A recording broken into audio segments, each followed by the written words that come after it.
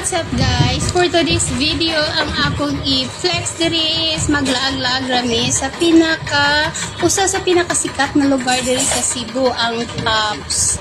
So diri maglaag-laag mi guys. Uban ang pinakakusgang mother there. Siya ang among VIP of the day karon kay manglaag mi diri sa Tops.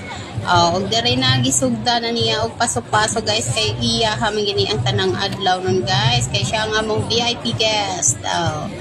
Tara guys, nagsugod na kong pinayuman-yuman drone nga nangalikong-likong ra di guys. Sige na, ipaso-paso lang diha na. Take your time lang yun kay ikaw ang amo arong Queen of the day. Anya, dere nagpaso-paso gini siyang mayo guys. Bisag parting pagkainita, lingaw ra jud kay Miss Tanan dere nag-viewing miskin na bawbawan. Anya na yung sabi mong nakita diha nice nga nagdungaw-dungaw man kadin ha.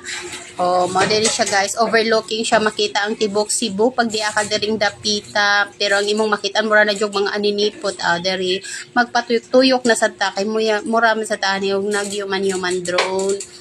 Yan gigatom na ang mga laagan. Nanood sa medari guys kay mga ako na sa niyog pizza.